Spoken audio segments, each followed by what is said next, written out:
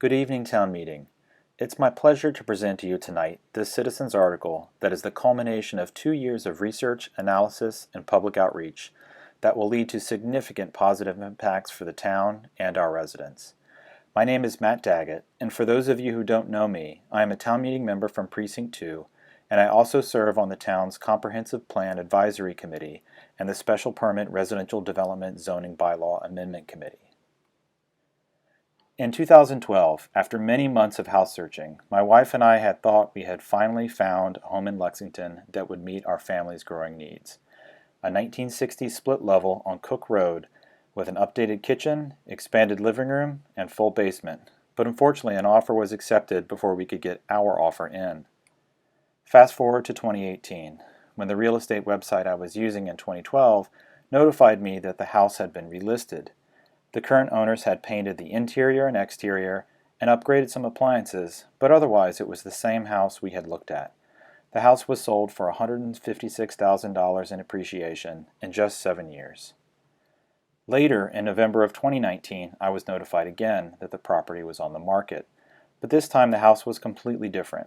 That 1960s split level was bought by a builder, demolished, and the parcel redeveloped to site a 10,640 square foot gross floor area, $2.95 million new home. The redevelopment of smaller homes in Lexington, like the one I just described on Cook Road, have been occurring at almost an industrial scale over the past 2 decades, with approximately 80 or more houses redeveloped annually. If you take a snapshot of the town's property inventory from 2007, which is the first year for which we have more accessible records, and compare it to the town's inventory from 2019, you can produce the figure you see before you, which represents the change in the inventory over that 12-year period, essentially what the town has lost and what the town has gained. What we see is that across this period, over 550 smaller existing homes have been replaced with significantly larger ones, with a median new home being 2.6 times larger than the one it replaced. We can also visualize this data geospatially. The map on this slide is a representation of the land parcels in town, and parcels that are shaded red represent properties that have been redeveloped between 2007 and 2019. There is a lot of detail here, and it's hard to look at the whole town all at once, so let me zoom in on some specific areas of town. Here are 4 areas of town that have traditionally had a spectrum of smaller homes, but in recent years have seen significant redevelopment activity. With each redeveloped property, Lexington loses more of its inventory of smaller, more attainable homes, and the fabric and streetscape of established neighborhoods is dramatically altered.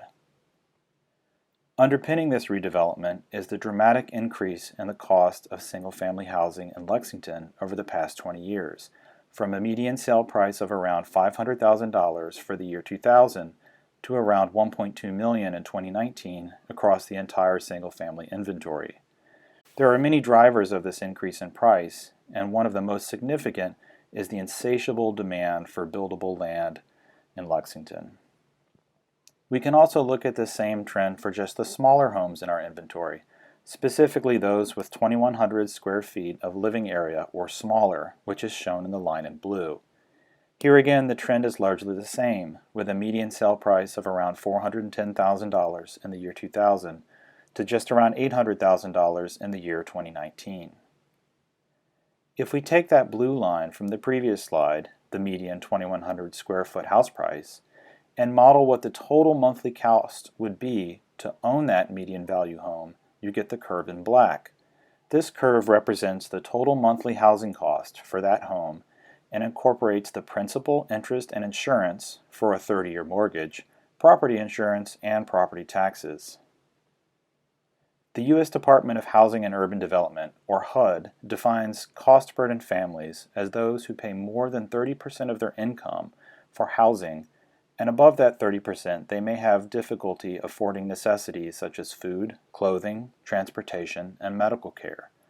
The 30% area median family income for our area from HUD is represented by the blue curve on the plot.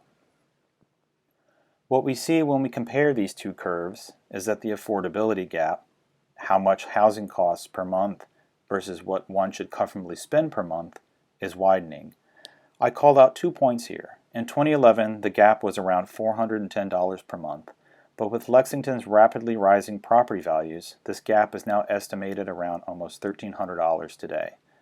The bottom line is our smaller and more modest housing is becoming more expensive and less attainable. By looking at HUD statistics is one thing, but I wanted to take a more personal look at Lexington, those around us who serve this town and make it the great place that it is. How would they be able to afford the 2,100 square foot median house? I analyzed the salary tables for a range of municipal employees, 7 of which are in this table, from the custodians who keep our buildings in top condition, to the firefighters who protect us, to the professional staff that operate our government. The bottom line is, across all cases, there is still a significant affordability gap and impediment for those who work in town to also be able to live in town. Our comprehensive plan from 18 years ago foreshadowed many of the challenges we have today, and that redevelopment of small homes with significantly larger ones has eroded our housing diversity and threatens to eliminate small single-family housing from our inventory. Additionally, the plan goes on to note that we need to find new financial resources to help affordability, a permanent dedicated revenue source, including the use of what are called linkage fees, and that is what is being proposed tonight. For the rest of this presentation, I would like to walk through the motion language and the mechanics, followed by some analysis and modeling of potential impacts of this bylaw were it to be adopted, and we'll close with some final comments and considerations. The concept for this article is to create housing that offsets the loss of existing housing due to redevelopment, and to fund the creation of this housing through a surcharge on specific residential redevelopment activities. By creating this much-needed housing, we can start to close the affordability gap just discussed and replenish some of our attainable housing stock. Quickly, I wanted to cover some of the milestones from the 2 years of research, analysis, and public outreach that has gone into this article. First, a characterization of the change in Lexington's housing inventory over a 12-year period and an assessment of the dynamics regarding affordability. Next, an analysis of linkage fees and building permit surcharge bylaws around the Commonwealth. Significant efforts in developing the motion language in close coordination with Town Council to ensure what is before you tonight is legal and that there is precedent for its enactment by the state legislature. Lastly, a data-driven modeling effort to assess the potential impact of the proposed bylaw. Now, to briefly walk you through the motion language at a high level. This article seeks to leverage an existing mechanism known as a residential linkage fee. For the purposes of this article, it will be defined as the community housing surcharge. This surcharge would be applied only to parcels where new construction has replaced an existing single or two-family structure. For parcels of vacant land, the surcharge does not apply. The surcharge will be applied as a $1 per square foot rate on the certified gross floor area of the new replacement construction. The Select Board will determine the rate of the surcharge, such as $5 per square foot, and will adjust the rate annually to account for inflation.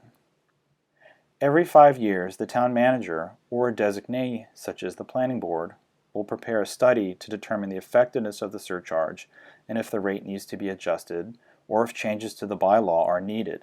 Also, every year the town manager will prepare an annual report that identifies surcharge fund receipts and will quantify the impact of housing funded via the community surcharge. Both of these mechanisms are critical to ensuring that the bylaw is functioning as intended and that long periods of time do not lapse between when rates are adjusted, which has been a stumbling block in other communities that leverage residential linkage fees. In terms of timeline, the Select Board will move to implement the surcharge upon passage at town meeting, and the Select Board would be enabled to refine the bylaw consistent with the scope of the general objectives of this motion. The surcharge is paid by the applicant on the building permit, typically a developer or a residential landowner, and must be remitted before a certificate of occupancy will be issued by the building department. The surcharge can be paid in full or can be deferred by having it added to the property tax bill associated with the property at a 0% interest rate. The purpose of the property tax option is to provide a mechanism to preclude Lexington property owners who seek to redevelop their own parcels and live in the new homes from being impacted by the surcharge. If the surcharge is added to the property tax, it will be reduced 20% every year for 5 years until it is fully abated, with the property owner not having to pay any of the surcharge. It is important to note that tax liens no longer show up in credit reports, and they do not have any direct bearing on the credit scores of property owners, and this is documented by the credit bureaus. All of the funds received from the surcharge will be deposited into the town's Affordable Housing Capital Stabilization Fund. This is the fund that was created by the Brookhaven MOU and the payment in lieu of taxes, and is what we discussed at length at town meeting this spring. The purpose of the stabilization fund is for funding affordable or community housing construction, renovation, associated land acquisition, and easements, and is consistent with goals of the community housing surcharge. So what do I mean by community housing? For this article, we will use the definition from Chapter 44B, Section 2 of the Massachusetts General Law, which is the Community Preservation Act. Community housing is defined as low or moderate income housing for individuals and families, including low or moderate income senior housing. And the definition of moderate income housing is housing for those persons or families whose annual income is less than 100% of the area-wide median income. While there is a lot of detail in the motion language, the underlying concept of residential linkage fees are not new in Massachusetts. The City of Boston first enacted a linkage fee in 1983, and Cambridge followed suit in 1988 and Somerville in 1990. These municipalities use both commercial and residential linkage fees to create much-needed housing and also pay for job training, and have generated tens of millions of dollars since enacted. Just last year, Concord developed a similar bylaw to this proposal that they estimated will generate $1.46 million in annual revenue for housing initiatives. Concord's bylaw applies a surcharge to most new residential construction, whereas the bylaw proposed under this article is much more tailored to only redevelopment projects. Also, this proposal has the abatement mechanism for property owners who seek to reside in Lexington, whereas the Concord bylaw is much more indiscriminate. Next, we will discuss the modeling and analysis efforts to assess the impact of the proposed bylaw. A series of models that estimate potential surcharge revenues and potential community housing created were developed and will be covered in this section. The revenue model is based on historical trends in building permits and allows for different surcharge rates to be explored. The production models estimate the number of new potential housing units produced based on a specific surcharge rate. These models allow for an assessment of the potential effectiveness of a bylaw to make it meet its stated objectives. To design the revenue model, a database of redeveloped properties from 2009 to 2020 was assembled to understand the gross floor area of new construction and the structures that were replaced. A model was built that estimates the rate of new gross floor area produced from redevelopment, and several candidate surcharge rates were applied to the model to estimate the potential cumulative revenue the surcharge might yield over a 10-year period from 2021 to 2031. To make this concept more concrete, let's walk through a specific example. On the slide is a new construction on Cook Road that we discussed at the beginning of this presentation. The house's as-built gross floor area is 10,640 square feet, with a sale price of $2.95 million. For the purposes of this example, and in the next several slides, I will use a nominal surcharge rate of $5 per square foot. For this property, the surcharge would be $53,200 and represents 1.8% of the final sale price of the home. Now that same $5 per square foot surcharge rate is applied to all of the redeveloped parcels from 2009 to 2020 in the same way as the example we just looked at on the previous slide. In this chart, the blue curve represents what the cumulative surcharge would be starting with the first redeveloped property in 2009 and stopping around the end of 2019. Using this historical example, a $5 per square foot surcharge would yield an estimated $22 million over the time period. Next, a robust statistical model was developed to approximate the trend of that blue curve, which is shown by the line in red. With this statistical model, estimates of future years' revenue can be projected based on the 11 years of historical data. This chart shows a projected revenue for the model for the $5 per square foot surcharge over the next 10 years, with an estimated cumulative revenue of $22 million. We can also use the model to look at other surcharge rates to get a rough order of magnitude for the outcomes of different rates. In addition to the red line showing $5 per square foot, the purple line illustrates the projected revenue for $3 per square foot surcharge over the next 10 years, with an estimated cumulative revenue of $13 million. Similarly, the green curve illustrates a $7 surcharge, with an estimated cumulative revenue of $31 million.